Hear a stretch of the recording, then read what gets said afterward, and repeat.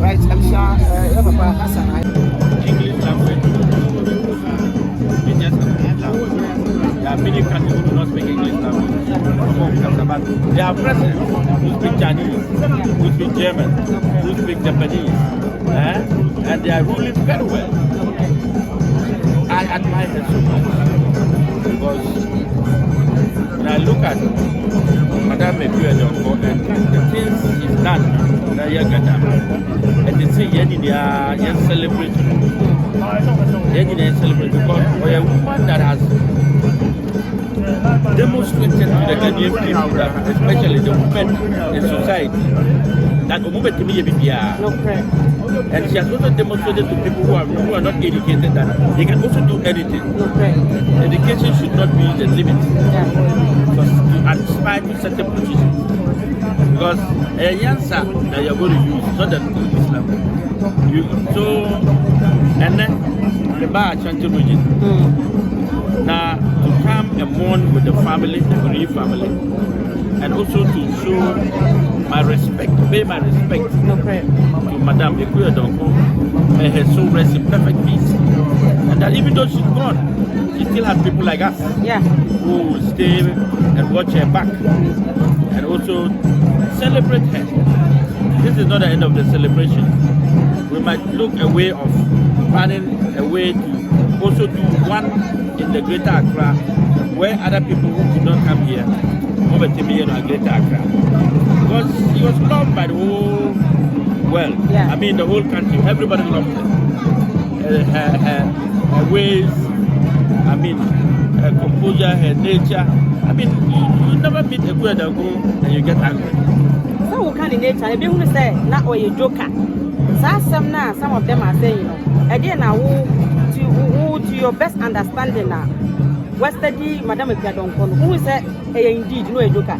You see, if you are a joker and you have become you have contested 3-time elections to become presidential candidate, and the one who has never contested to become a assemblyman, who is a joker?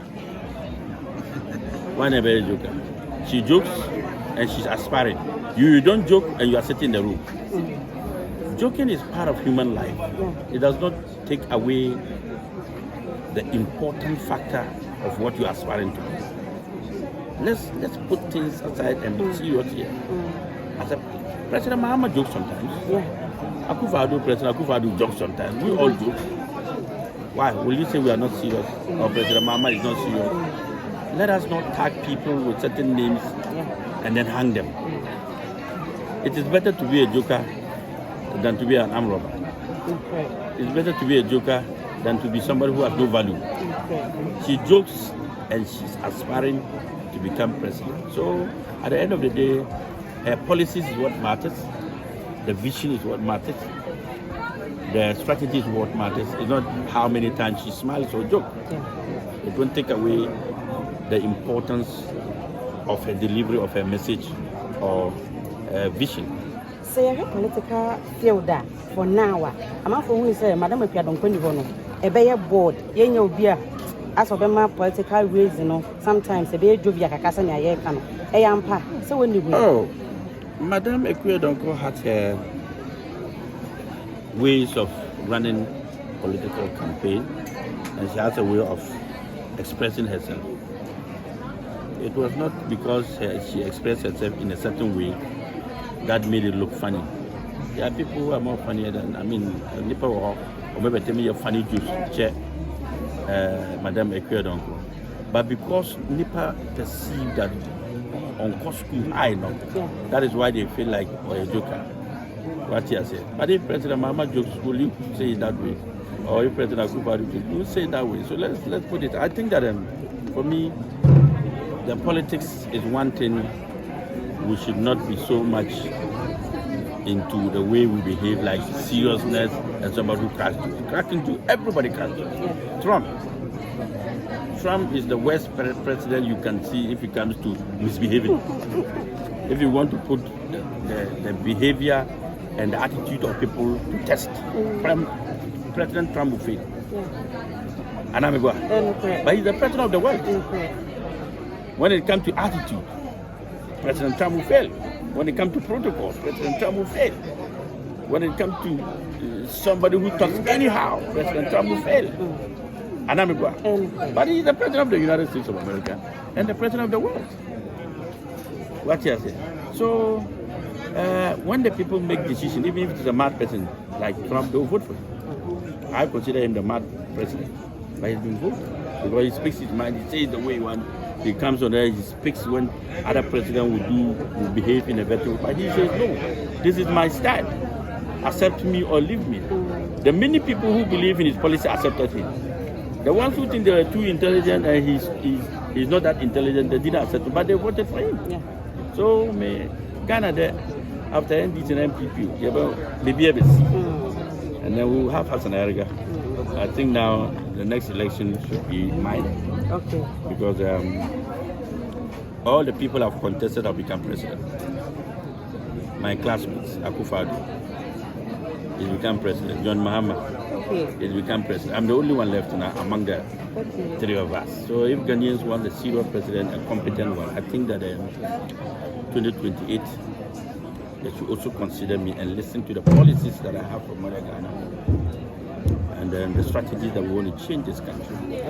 It's important for us to look at people who are consistent in terms of delivering their policies, their visions, and their strategies to Ghana. I am committed. Look, we are all here. I've not seen any presidential candidate. My love for people goes beyond any other presidential candidate. And it's a manifestation here. Yesterday in the night, I slept around 4:30 a.m. I woke up here this morning. I didn't get a flight. I drove 5 hours, 30 minutes from Accra to Kumasi to get here by 11, 12. And I'm going back again by road. So this is a hard-working candidate who loves everyone. You understand? Okay. So let's look for presidents who are ready to serve all of us. Okay. It doesn't matter where you come from, who you are. That's not. So now that she is gone, what will be your last message for her? My last message is rest well, rest in peace, madam. You have made yourself proud. You made Ghanaians proud. You made your family proud. Your name has been registered in the history books of Ghana, and it will never be erased, never ever. Whether she jokes or not, her name has been registered in the history books of Ghana. That is the fact. Let's take it there.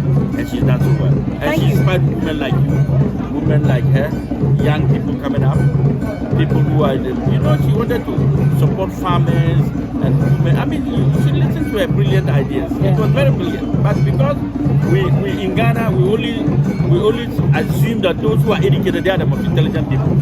Those who have not gone to school, they are not. Our forefathers, most of them didn't go to school. They preserved the water bodies. They did not destroy the water bodies. Yes. They preserved the trees. They did not cut down the trees. Galamsey, they didn't do it. Today, we are dying at age 40, 50, 60. They were dying at age 90, 100. And they didn't go to school, and they managed Ghana better than we are doing now. So what are you telling me?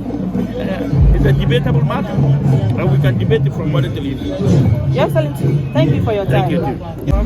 I did, Madam Mr. Magania said, courage, confidence, wisdom. That knowledge doesn't come from only educated people. And that whether you are educated or not, you can serve Ghana. And you can help build our country, Ghana. That is the message she left behind. That message is that do not underestimate whether you are educated or you are not, or whether your level of education or whoever you are. You have the power, you have the right to help build our country, Ghana. So, Papa, Mami Musa, now we can say, Mamma Donkor, India, or the Bama, you see, and then went to me Alpha, the Indian and Israel, Alpha Magana for what kind of sa, or carry to a pastor, and then one way. Who's the Ghana? A bit when you did we say you said famine. Yeah. Today, famine is the leading job that feeds the world. If we don't farm, we cannot feed the world. As we speak now, I am going to farm rice, maize, and so many things. Over 5,000 hectares of land. This is to build our food security.